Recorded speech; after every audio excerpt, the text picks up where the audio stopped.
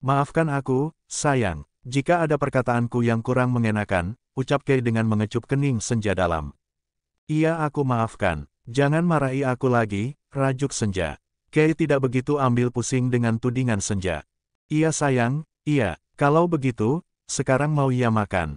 Setelah makan aku janji deh, memberikan yang masam, segar dan pedas, ujar Kei dengan hati-hati. Sungguh ai, tanya Senja dengan sumringah. Kei mengangguk dengan tersenyum. Senja akhirnya mau diajak makan. Setelahnya, Kei membuatkan asinan buah dibantu Sanghar. Akan tetapi setelah makanan masuk ke perutnya, Senja kembali mual dan Kei dibuat sibuk karenanya. Keesokan pagi sekitar pukul 8. Ai, kamu di mana? Senja mencari keberadaan Kei, yang sudah tidak ada di sebelahnya. Tadi saat mengeluh pusing setelah subuh dan membaca Al-Quran, Senja kembali ditemani tidur oleh Kei. Sebentar, sayang, aku sedang mandi dan belum selesai, jawab Kei kencang dari dalam kamar mandi yang pintunya tidak ia tutup. Ai, cepat mandinya, aku ingin dipeluk, ujar Senja dengan nada rengekan, ia masih tiduran malas di atas tempat tidur. Suatu hal yang tidak pernah Senja lakukan sebelumnya. Iya sayang, aku datang nih, Kei melangkah mendekati kasur dengan sudah menggunakan kaos lengan pendek dan celana chinos pendek. Sini, peluk aku, mas. Pinta Senja dengan manja. Kei menurut saja, ia naik ke tempat tidur. Lalu hendak memeluk Senja namun, Senja menahan tangannya. Aku tidak mau dipeluk kalau mas Kei pakai baju. Kei mengerutkan dahi. Lalu, astagfirullah, Kei mengusap wajahnya kasar, kamu kenapa sih, sayang? Desis Kei di dalam hati. Senja tersenyum kegirangan dengan malu-malu, sudah. Silakan, tanya Kei dengan memicingkan mata. Hi, mau elus-elus dan peluk. Seringai Senja, lalu tangannya mulai menyusuri lekuk tubuh suaminya. Kei mulai terpancing gairah. Ia memejamkan matanya, menikmati sentuhan nakal sang istri. Namun, tiba-tiba Senja mendorong tubuh Kei yang mulia Tun-on.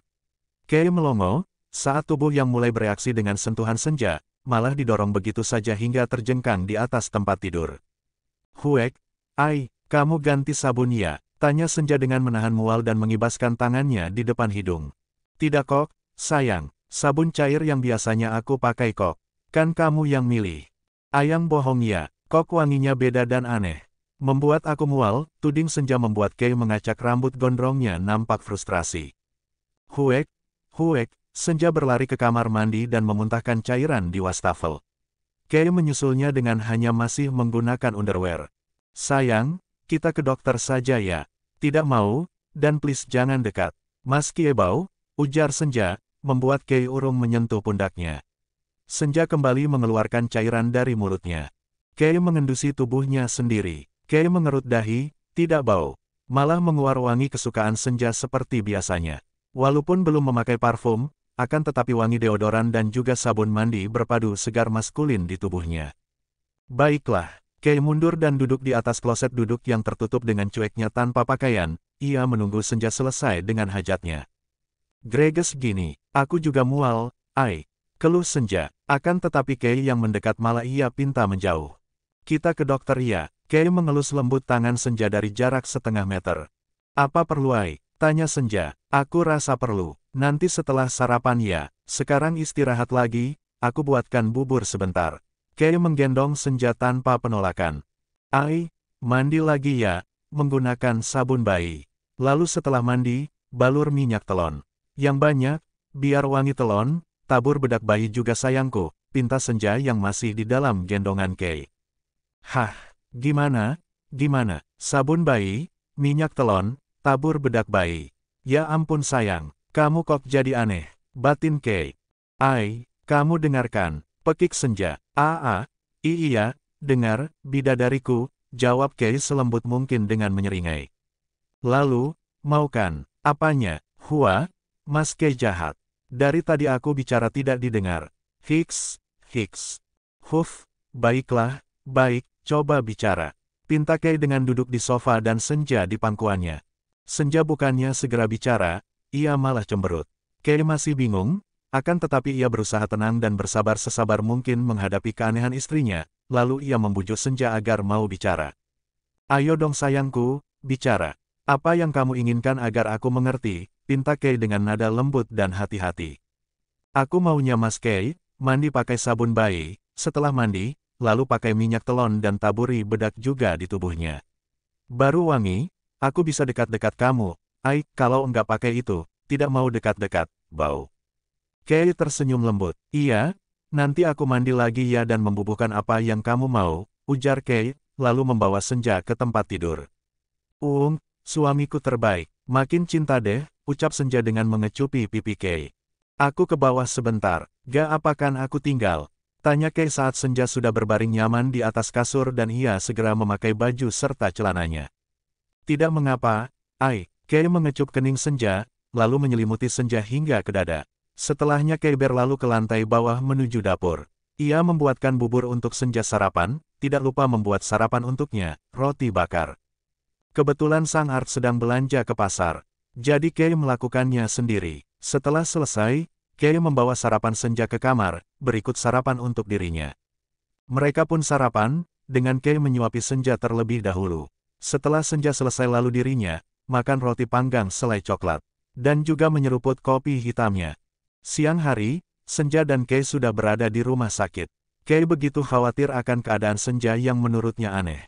Sebelum ke rumah sakit, Kay sampai harus mandi lagi dan juga memakai sabun bayi. Setelah mandi, ia dibantu Senja membalurkan minyak telon dan juga bedak bayi pada tubuhnya.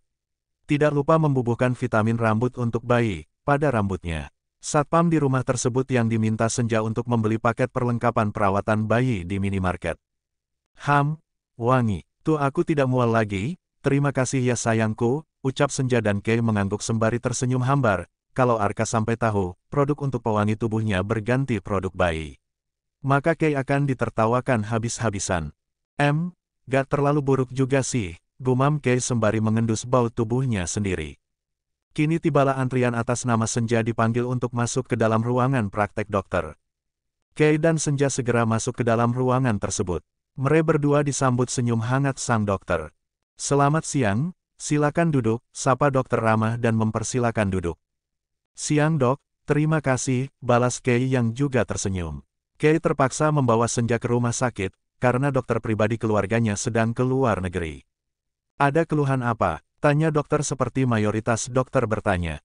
Istri saya mengalami mual dan muntah dok, jawab Kay.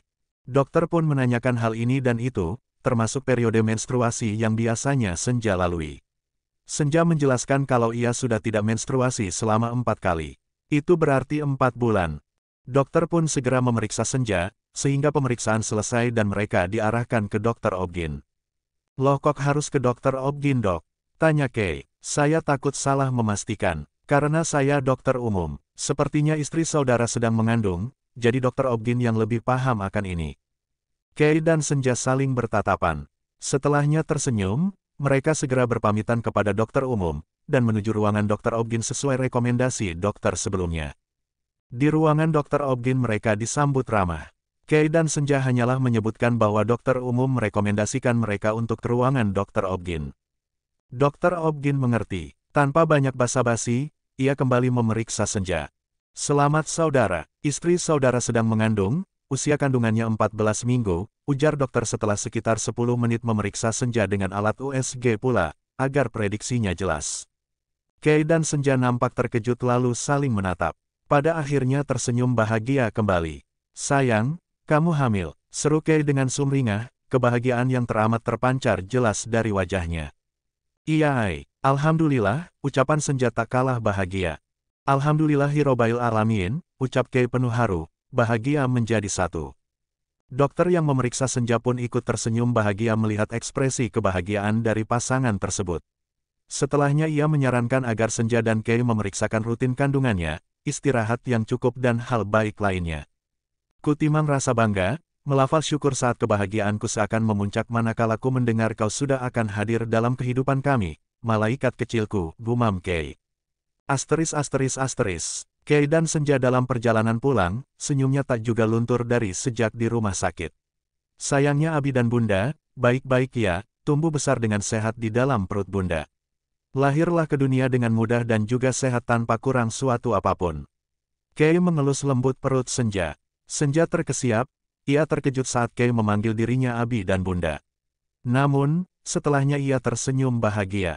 Insya Allah Abi, amin, balas Senja.